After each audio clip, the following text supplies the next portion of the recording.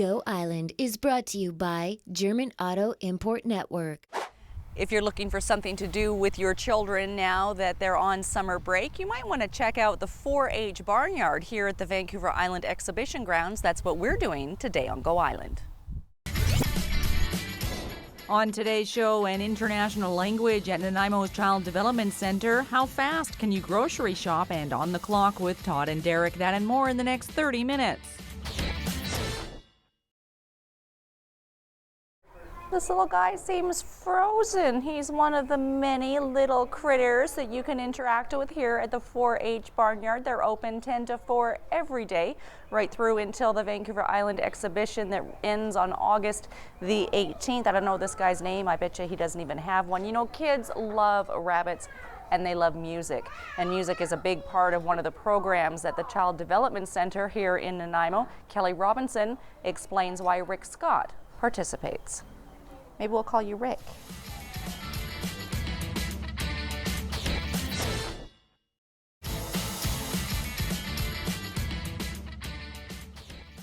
That is just one of the many programs offered by the Child Development Center here in Nanaimo, and one of their biggest fundraisers of the year is coming up this weekend. It is, of course, the Silly Boat Regatta. Shaw TV has a team in this year, so come on down to Maffeo Sutton Park and cheer our team along with everybody else in there, all for a good cause. There's also the first ever Child Development Telethon taking place at the Port Theatre. It's a partnership between the CDC, the Port Theatre, and Shaw TV.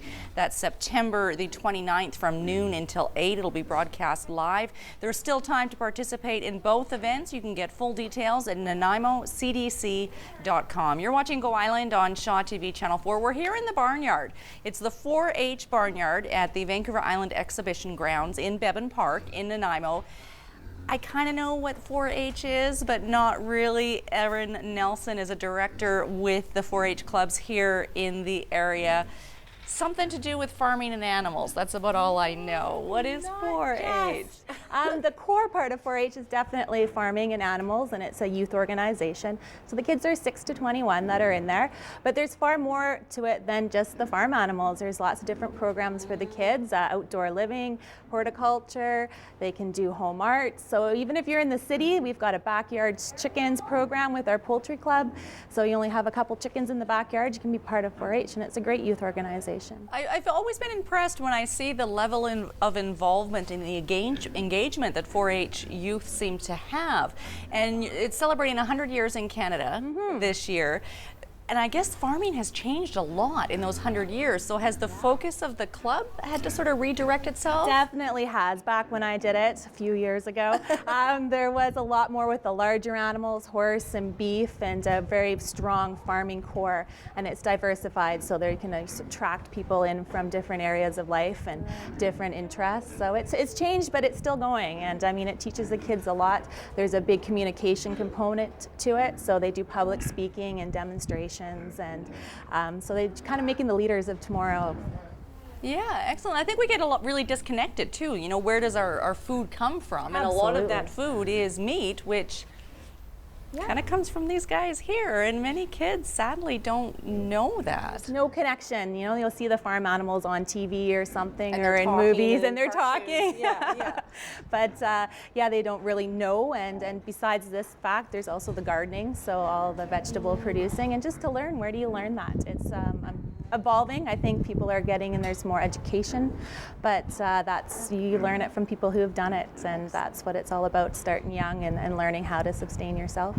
Thanks, Erin. Yeah. Important today as it was 100 years ago. We're going to talk to Erin again a little bit later on about the important role that donations play in allowing the 4-H club to do what it does in our community. We're going to take a short break now. We'll be back with more.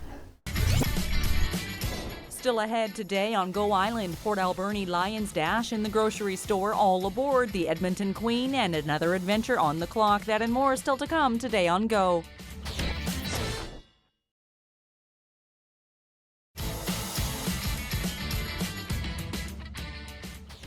You're watching Go Island on Shaw TV Channel 4. We're laughing because this goat, I don't know, it doesn't seem too cooperative. Is this little guy new? Yeah, this is his first year at the 4-H Barnyard. Does it take them a little while then to I'm just looking at these guys. Look at these alpacas. There's 3 long necks and heads sticking out. Watching what's happening to this poor goat. The animals are just fantastic. Should we let him out of his misery and put him? Sure. He just really wants to go back inside. Poor little guy. Christy Higgins is a member of the Gabriola Photography Club with 4-H. I didn't know that you could actually take a photography course. And once we've let the little goat there out of his misery, we'll ask Christy more about it. Why did you take the photography aspect, and what do you do with that? I took photography because I don't have room for an animal at my house. Okay. And I was just really interested in learning how to take photography because I just started going into high school and there are photography classes there. And I thought it would be pretty cool to learn all the different angles and all the different views of photography. Is that connected to farming or agriculture at all? No, maybe not. I don't think so.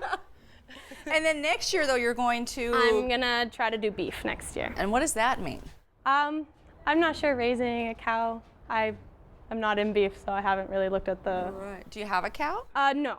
My Okay. sister does, though. Your sister has a cow. You got a summer job here at the barnyard. What do you do? I take care of the animals. I teach kids about 4-H, and yeah.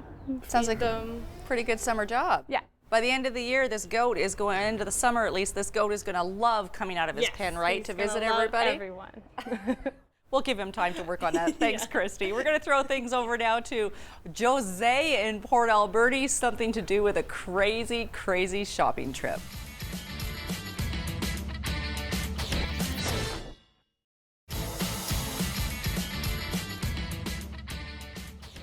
I think that would be really fun, and I'd just head for the most expensive items. You're watching Go Island on Shaw TV Channel 4. Speaking of expensive, did you know that it costs $160 a month to feed 1 calf? There's all kinds of neat information like that here at the 4-H Barnyard. They're open 10 till 4, 7 days a week, right through until the end of the Vancouver Island Exhibition. We're going to throw things over now to Tim Dancy. He hops aboard the Queen of Edmonton.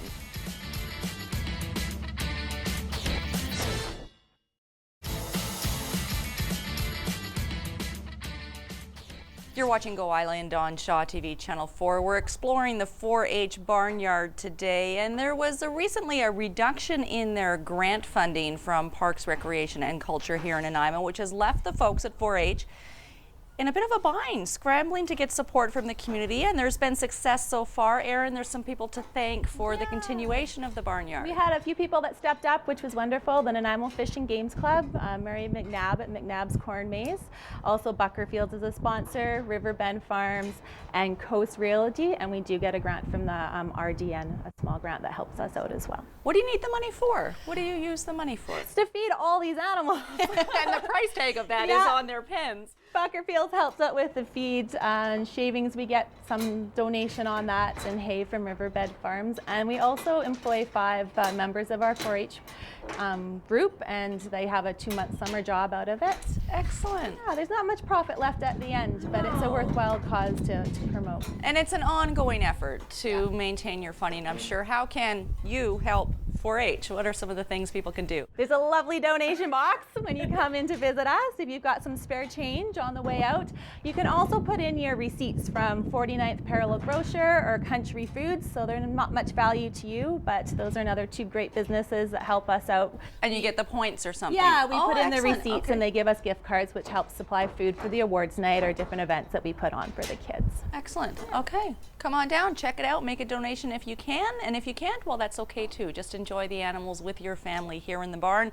A couple of other animals that we've let loose on the town, Todd Jones and Derek Johnstone. It's Clocked edition number 2.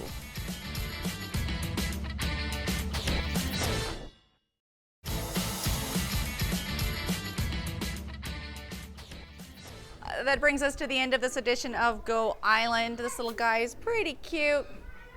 Dale's not bad. He's one of the summer student employees here at the 4-H Barnyard at the Vancouver Island Exhibition Grounds. As mentioned, it's open here from 10 until 4, 7 days a week through until late August. You can get more information at Friends of 4-H Barnyard on Facebook, or you can email cedar4hclub@gmail.com. Brings us to the end of this edition of Go Island. Thanks for keeping the animals from mauling me, Dale. Whoa!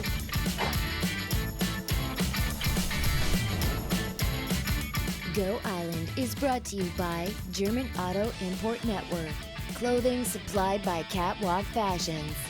Kate's Hair and Aesthetics provided by Maffeo Salon.